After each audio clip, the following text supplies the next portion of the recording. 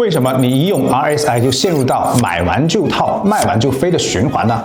别人的账户翻番，你却只能够赚个零头。正是因为这个被无数人奉为指标先锋的 RSI， 它的反应最敏捷，能最早的发现买卖信号，却藏了一个最致命的失灵陷阱。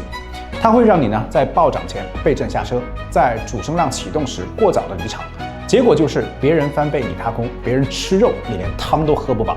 而今天呢，我要教你一个方法不但能够破这个陷阱，更能够把这个致命的陷阱变成帮你吃全80%主升浪，让这个账户呢轻松翻倍的黄金信号。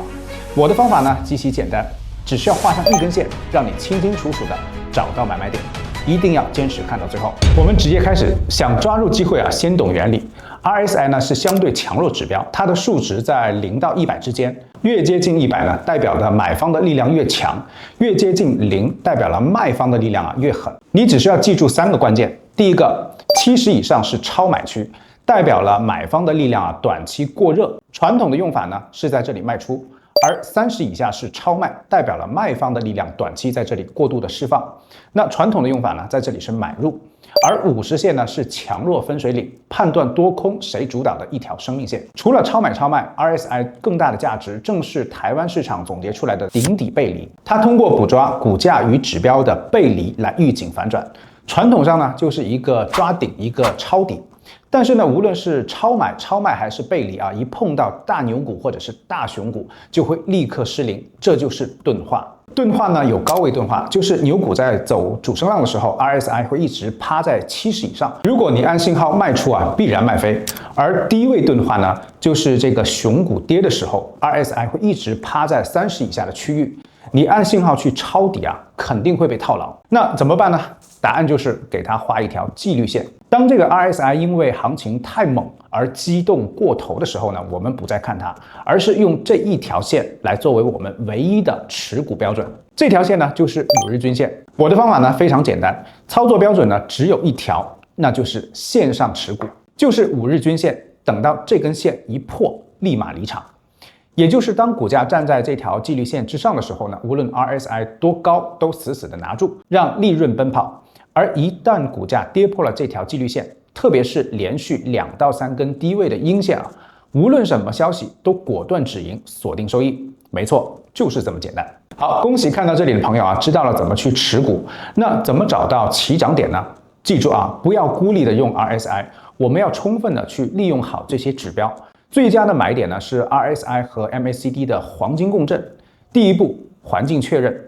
要请出另外一个指标 MACD 来做我们的趋势指挥官。当这个 MACD 的柱状体在0轴上方，代表我们处在一个多头高速公路上。第二步，要请 RSI 做我们的风控总监，一定要注意一个信号就是 RSI 从30以下强势的突破并站上50强弱分界线。这个突破50线的动作就是多头发起总攻的信号。当然光说不练假把式，我们直接用2只大爆股美光和特斯拉来一次实操，检验一下这个组合战法到底能不能帮到我们。首先呢，我们来看一下美光在2025年4月8号的走势RSI 呢从30以下突破到了30以上。这个时候我们要做的就是密切的跟踪观察。当股票的 MACD 出现绿柱浮出水面， RSI 突破50，并且股价站上了5日均线，果断买入。这就是所谓的3者共振。所有的信号告诉我们市场正处在一个多头趋势的高速公路上。买入之后呢，精彩来了，股价开始迅猛的拉升。而大家注意看下方的 RSI 指标在6月进入到了70以上的高位钝化区。如果你还守着70以上卖出的老规矩，早就被震下车了。而我们的策略是什么呢？忘记 RSI， 只看5日均线。在整整的2个月的时间里面，股价呢就像是被5日线拖着往上走。只要不出现3根以上低于5日均线的 K 线，我们就牢牢抓住，让利润进行奔跑。那为什么是3根呢？因为如果1到2根低于5日均线的 K 线，像这些地方很有可能会被主力骗线。直到6月26号的这一天连续出现了股价收盘低于5日均线的3根 K 线，这就预示着环境极大可能发生变化，股价趋势走弱，果断止盈。你看这样呢，我们足足吃了将近3个月的主升浪利润，是不是要高兴的起飞了呢？这就是利用可视化工具，利用指标组合精准获利的好处。我们再把目光转向美股巨头特斯拉，它也走出了经典的走势。在2023年1月下旬呢，我们看到这里啊，同时满足了 MACD 在零轴上方，而且 RSI 强势突破了50轴，这里呢就形成了一个共振的买点。买入后呢，特斯拉的上涨呢更加的凶猛了。大家可以看啊，它的 RSI 在进入到70以上的超买区之中，几乎全程是在高位钝化，根本没有回头的意思啊。那如果你因为它的 RSI 数值过高而感到害怕，你将会完全的错过后面这一波涨幅。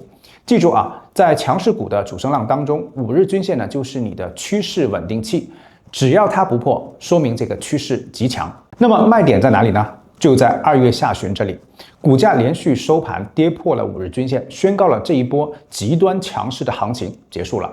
按照我们的纪律离场，你就能够捕捉到短短1个月内超过66%的惊人涨幅。好，大家有没有发现啊？我们的技术指标系列呢，走到现在已经为你搭建了一个很完善的赚钱框架。